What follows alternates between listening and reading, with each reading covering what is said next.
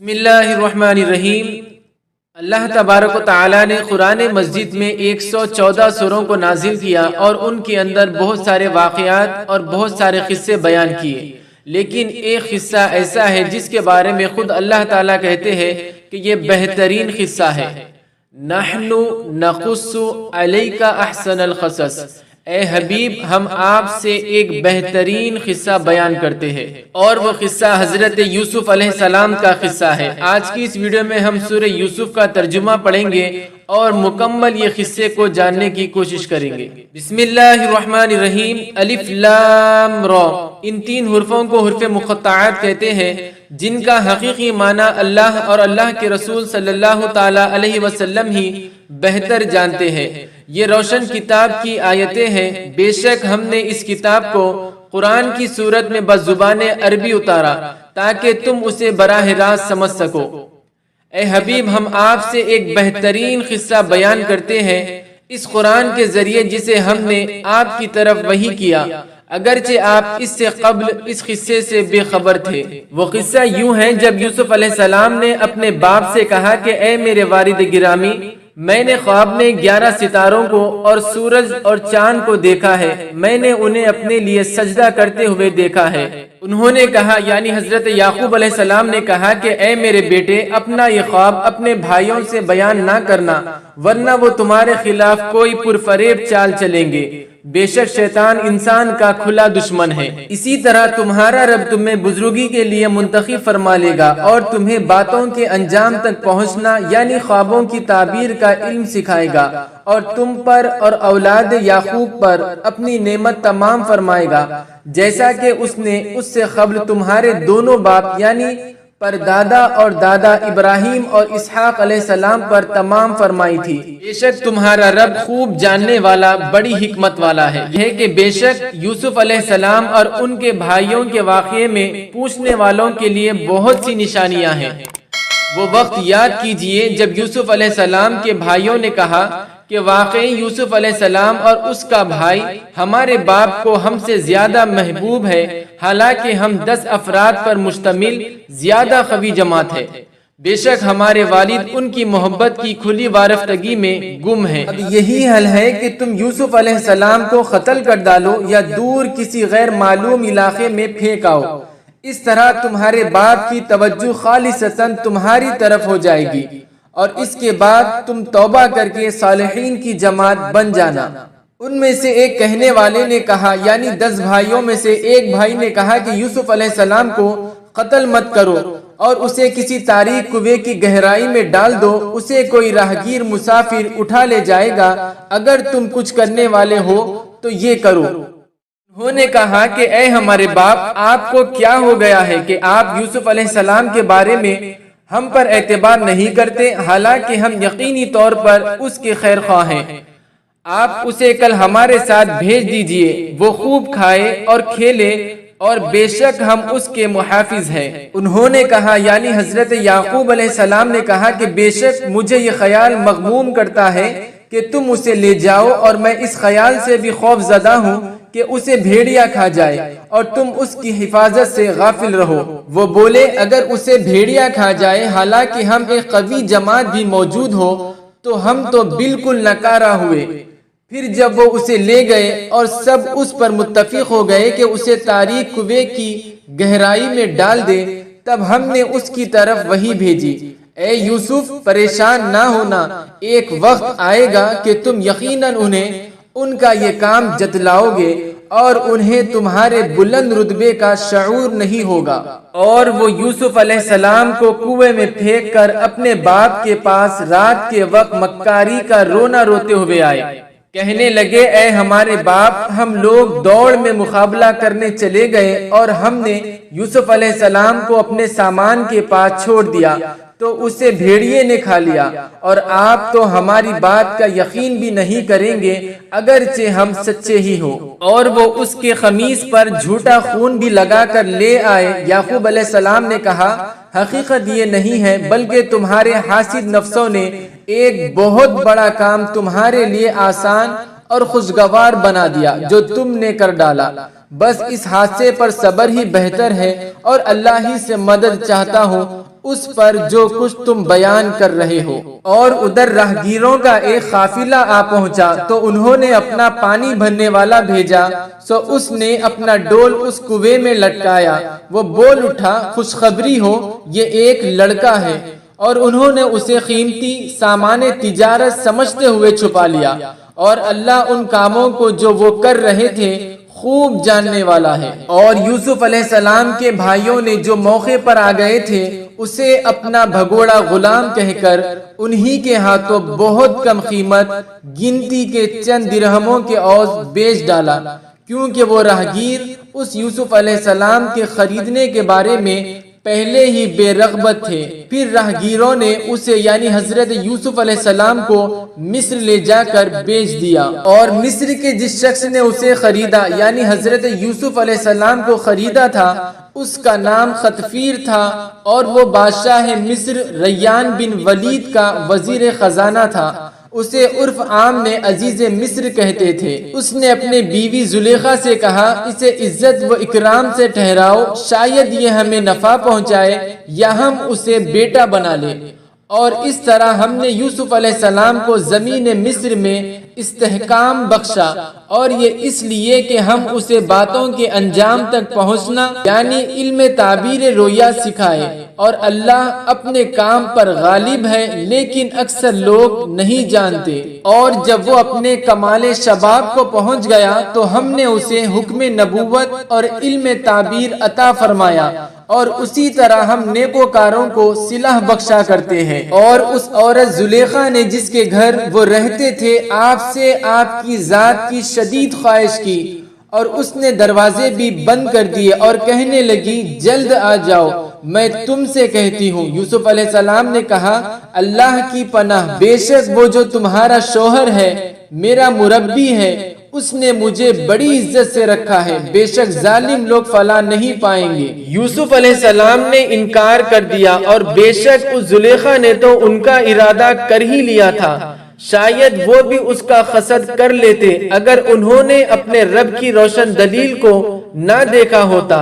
اس طرح اس لیے کیا گیا کہ ہم ان سے تکلیف اور بے حیائی دونوں دور رکھیں، بے شک وہ ہمارے چنے ہوئے برگزیدہ بندوں میں سے تھے۔ اور دونوں دروازے کی طرف آگے پیچھے دوڑے، اور اس زلیخا نے ان کا قمیص پیچھے سے پھاڑ ڈالا، اور دونوں نے اس کے خاوند عزیز مصر کو دروازے کے قریب پا لیا۔ وہ فوراً بول اٹھی کہ اس شخص کی سزا جو تمہاری بیوی کے ساتھ برائی کا ارادہ کرے اور کیا ہو سکتی ہے سوائے اس کے کہ وہ قید کر دیا جائے یا اسے دردناک عذاب دیا جائے۔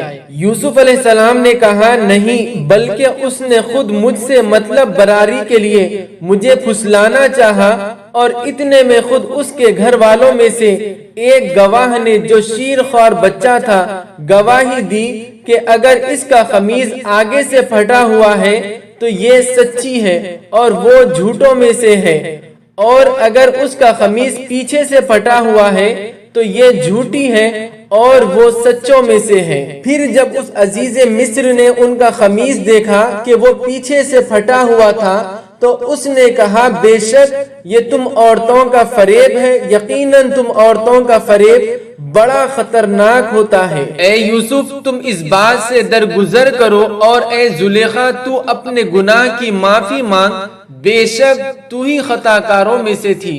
اور شہر میں عمرہ کی کچھ عورتوں نے کہنا شروع کر دیا کہ عزیز کی بیوی اپنے غلام کو اس سے مطلب براری کے لیے پھسلاتی ہے، اس غلام کی محبت اس کے دل میں گھر کر گئی ہے، بے شک ہم اسے کھلی گمراہی میں دیکھ رہی ہیں۔ پس جب اس زلیخا نے ان کی مکارانہ باتیں سنی تو انہیں بلوا بھیجا اور ان کے لیے مجلس آراستہ کی، پھر ان کے سامنے پھل رکھ دیے اور ان میں سے ہر ایک کو ایک ایک چھری دے دی، اور یوسف علیہ السلام سے درخواست کی کہ ذرا ان کے سامنے سے ہو کر نکل جاؤ تاکہ انہیں بھی میری کیفیت کا سبب معلوم ہو جائے۔ سو جب انہوں نے یوسف علیہ السلام کے حسن زیبا کو دیکھا تو اس کے جلوائے جمال کی بڑائی کرنے لگے، اور وہ مدہوشی کے عالم میں پھل کاٹنے کے بجائے اپنے ہاتھ کاٹ بیٹھے اور دیکھ لینے کے بعد بے ساختہ بول اٹھے، اللہ کی پناہ، یہ تو بشر نہیں، یہ تو بس کوئی برگزیدہ فرشتہ یعنی عالم بالا سے اترا ہوا نور کا پیکر ہے۔ زلیخا کی تدبیر کامیاب ہو گئی، تب وہ بولی، یہی وہ پیکر نور ہے جس کے بارے میں تم مجھے ملامت کرتی تھی، اور بے شک میں نے ہی اپنی خواہش کی شدت میں اسے پھسلانے کی کوشش کی، مگر وہ سراپا عصمت ہی رہا، اور اگر اب بھی اس نے وہ نہ کیا جو میں اسے کہتی ہوں تو وہ ضرور قید کیا جائے گا اور وہ یقیناً بے آبرو کیا جائے گا۔ اب زنان مصر بھی زلیخا کی ہمنوا بن گئی تھی۔ یوسف علیہ السلام نے سب کی باتیں سن کر عرض کیا، اے میرے رب، مجھے قید خانہ اس کام سے کئی زیادہ محبوب ہے جس کی طرف یہ مجھے بلاتی ہے، اور عرض کیا، اگر تو نے ان کے مکر کو مجھ سے نہ پھیرا تو میں ان کی باتوں کی طرف مائل ہو جاؤں گا اور میں نادانوں میں سے ہو جاؤں گا۔ سو ان کے رب نے ان کی دعا قبول فرما لی اور عورتوں کے مکر و فریب کو ان سے دور کر دیا، بے شک وہی خوب سننے والا، خوب جاننے والا ہے۔ پھر انہیں یوسف علیہ السلام کی پاک بازی کی نشانیاں دیکھ لینے کے بعد بھی یہی مناسب معلوم ہوا کہ اسے ایک مدت تک قید کر دے تاکہ عوام میں اس واقعے کا چرچا ختم ہو جائے۔ اور ان کے ساتھ دو جوان بھی قید خانے میں داخل ہوئے۔ ان میں سے ایک نے کہا، میں نے اپنے آپ کو خواب میں دیکھا ہے کہ میں انگور سے شراب نچوڑ رہا ہوں، اور دوسرے نے کہا، میں اپنے آپ کو خواب میں دیکھا ہے کہ میں اپنے سر پر روٹیاں اٹھائے ہوئے ہوں، ان میں سے پرندے کھا رہے ہیں۔ اے یوسف، ہمیں اس کی تعبیر بتائے، بے شک ہم آپ کو نیک لوگوں میں سے دیکھ رہے ہیں۔ یوسف علیہ السلام نے کہا، جو کھانا روز تمہیں کھلایا جاتا ہے وہ تمہارے پاس آنے بھی نہ پائے گا کہ میں تم دونوں کو اس کی تعبیر تمہارے پاس اس کے آنے سے قبل بتا دوں گا۔ یہ تعبیر ان علوم میں سے ہے جو میرے رب نے مجھے سکھائے ہیں۔ بے شک میں نے اس قوم کا مذہب شروع ہی سے چھوڑ رکھا ہے جو اللہ پر ایمان نہیں لاتے اور وہ آخرت کے بھی منکر ہیں، اور میں نے تو اپنے باپ دادا ابراہیم اور اسحاق اور یعقوب علیہ السلام کے دین کی پیروی کر رکھی ہے۔ ہمیں کوئی حق نہیں کہ ہم کسی چیز کو بھی اللہ کے ساتھ شریک ٹھہرائے۔ یہ توحید ہم پر اور لوگوں پر اللہ کا خاص فضل ہے، لیکن اکثر لوگ شکر ادا نہیں کرتے۔ اے میرے قید خانے کے دونوں ساتھیوں، بتاؤ کیا الگ الگ بہت سے معبود بہتر ہیں یا ایک اللہ جو سب پر غالب ہے؟ تم حقیقت میں اللہ کے سوا کسی کی عبادت نہیں کرتے ہو مگر چند ناموں کی جو خود تم نے اور تمہارے باپ دادا نے اپنے پاس سے رکھ لیے ہیں۔ اللہ نے ان کی کوئی سند نہیں اتاری۔ حکم کا اختیار صرف اللہ کو ہے۔ اسی نے حکم فرمایا ہے کہ تم اس کے سوا کسی کی عبادت نہ کرو۔ یہی سیدھا راستہ درست دین ہے، لیکن اکثر لوگ نہیں جانتے۔ اے میرے قید خانے کے دونوں ساتھیوں، تم میں سے ایک کے خواب کی تعبیر یہ ہے کہ وہ اپنے مربی یعنی بادشاہ کو شراب پلائے گا، اور رہا دوسرا جس نے سر پر روٹیاں رکھی ہے تو وہ پھانسی دیا جائے گا، پھر پرندے اس کے سر سے گوشت نوش کر کھائیں گے۔ قطعی فیصلہ کر دیا گیا جس کے بارے میں تم دریافت کرتے ہو۔ اور یوسف علیہ السلام نے اس شخص سے کہا جسے ان دونوں میں سے رہائی پانے والا سمجھا کہ اپنے بادشاہ کے پاس میرا ذکر کر دینا، شاید اسے یاد آ جائے کہ ایک اور بے گناہ بھی قید میں ہے، مگر شیطان نے اسے اپنے بادشاہ کے پاس وہ ذکر کرنا بھلا دیا۔ نتیجہ یوسف علیہ السلام کئی سال تک قید خانے میں ٹھہرے رہے۔ اور ایک روز بادشاہ نے کہا، میں نے خواب میں 7 موٹی تازی گائیں دیکھی ہیں، انہیں 7 دبلی پتلی گائیں کھا رہی ہیں، اور 7 سبز خوشے دیکھے ہیں اور دوسرے 7 ہی خشک۔ اے درباریوں، مجھے میرے خواب کا جواب بیان کرو اگر تم خواب کی تعبیر جانتے ہو۔ انہوں نے کہا، یہ پریشاں خوابیں ہیں، اور ہم پریشان خوابوں کی تعبیر نہیں جانتے۔ اور وہ شخص جو ان دونوں میں سے رہائی پا چکا تھا بولا، اور اب اسے ایک مدت کے بعد یوسف علیہ السلام کے ساتھ کیا ہوا وعدہ یاد آ گیا، میں تمہیں اس کی تعبیر بتاؤں گا، سو تم مجھے یوسف علیہ السلام کے پاس بھیجو۔ وہ قید خانے میں پہنچ کر کہنے لگا، اے یوسف، اے صدق مجسم، آپ ہمیں اس خواب کی تعبیر بتا دیں کہ 7 فربا گائے ہیں جنہیں 7 دبلی گائیں کھا رہی ہیں، اور 7 سبز خوشے ہیں اور دوسرے 7 خشک، تاکہ میں یہ تعبیر لے کر واپس لوگوں کے پاس جاؤں، شاید انہیں آپ کی قدر و منزلت معلوم ہو جائے۔ یوسف علیہ السلام نے کہا، تم لوگ دائمی عادت کے مطابق مسلسل 7 برس تک کاشت کرو گے، سو جو کھیتی تم کاٹا کرو گے اسے اس کے خوشوں ہی میں ذخیرے کے طور پر رکھتے رہنا، مگر تھوڑا سا نکال لینا جسے تم ہر سال کھا لو۔ پھر اس کے بعد 7 سال بہت سخت خشک سالی کے آئیں گے، وہ اس کے ذخیرے کو کھا جائیں گے جو تم ان کے لیے پہلے جمع کرتے رہے تھے، مگر تھوڑا سا بچ جائے گا جو تم محفوظ کر لو گے۔ پھر اس کے بعد 1 سال ایسا آئے گا جس میں لوگوں کو خوب بارش دی جائے گی، اور اس سال اس قدر پھل ہوں گے لوگ اس میں پھلوں کا رس نچوڑیں گے۔ اور یہ تعبیر سنتے ہی بادشاہ نے کہا، یوسف علیہ السلام کو فوراً میرے پاس لے آؤ۔ پس جب یوسف علیہ السلام کے پاس قاصد آیا تو انہوں نے کہا، اپنے بادشاہ کے پاس لوٹ جا اور اس سے یہ پوچھ کہ ان عورتوں کا اب کیا حال ہے جنہوں نے اپنے ہاتھ کاٹ ڈالے تھے، بے شک میرا رب ان کے مکر و فریب کو خوب جاننے والا ہے۔